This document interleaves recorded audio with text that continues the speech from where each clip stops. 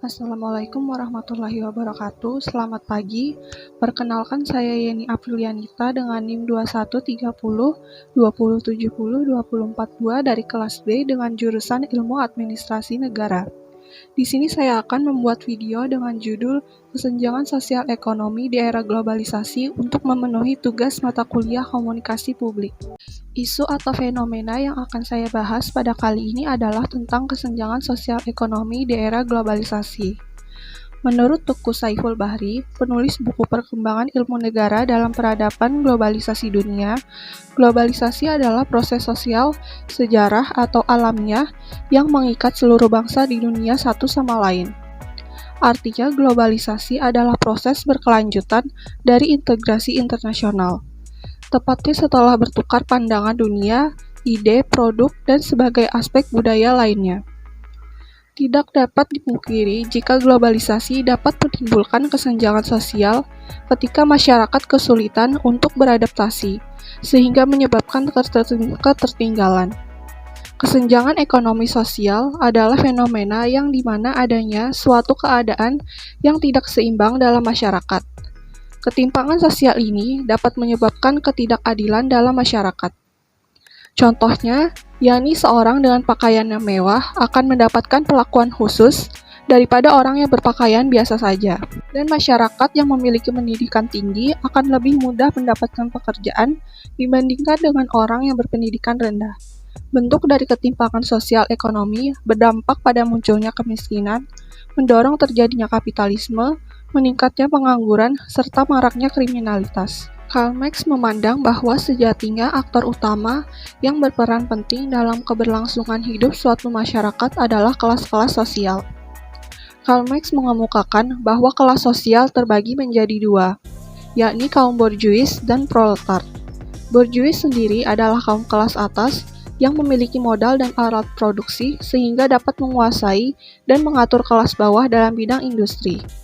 Sedangkan proletar adalah kaum kelas bawah yang tidak memiliki modal dan alat produksi, sehingga bekerja mengabdi kepada kaum borjuis. Dengan keterikatan pada label perusahaan, menimbulkan aliniasi, di mana kondisi keterasingan terjadi karena tidak dapat mendobrak kekuatan di atasnya. Hal ini dapat diperkuat dengan konsep distinction, di mana Bourdieu menjelaskan bahwa tindakan seseorang membedakan dirinya untuk menunjukkan kelasnya di masyarakat. Analisis isu dapat dilihat pada generasi Z dan generasi milenial. Menurut laporan, 72% Gen Z dan 77% generasi milenial setuju bahwa ketimpangan ekonomi sedang meningkat. Bagaimanapun, 45% Gen Z dan 44% milenial setuju bahwa perusahaan-perusahaan memberikan dampak positif bagi masyarakat.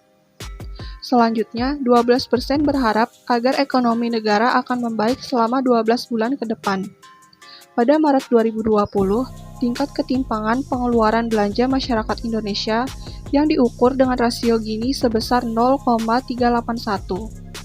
Rasio Gini kemudian mencapai 0,385 pada September 2020, meningkat menjadi 0,004 pada Maret 2020.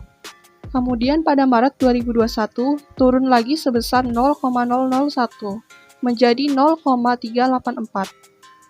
Untuk mengurangi ketimpangan, diperlukan rancangan data kependudukan yang mengintegrasi informasi tentang status jaminan sosial dan kesejahteraan yang kuat dari setiap rumah tangga. Kesimpulannya adalah kesenjangan sosial yang terjadi di era globalisasi merupakan konsekuensi dari perkembangan zaman yang tidak dapat dihindari. Hal ini dapat terjadi karena kesulitan masyarakat untuk beradaptasi mengikuti perubahan zaman yang berakibat pada ketertinggalan. Fenomena ketidaksetaraan yang mencolok ini menimbulkan ketidakadilan di tengah-tengah masyarakat. Untuk mengatasi kesenjangan sosial di era globalisasi dapat dilakukan dengan memperbaiki sumber daya manusia, yaitu dengan cara meningkatkan kualitas dan menyediakan fasilitas pendidikan agar semua kalangan dapat mengakses pendidikan dengan layak. Selain itu, memperluas lapangan kerja akan mengurangi kesenjangan antara masyarakat kelas atas dan kelas bawah. Sekian video dari saya, mohon maaf apabila ada salah kata dan kekurangan. Saya mengucapkan terima kasih atas perhatiannya. Akhir kata saya ucapkan selamat pagi. Wassalamualaikum warahmatullahi wabarakatuh.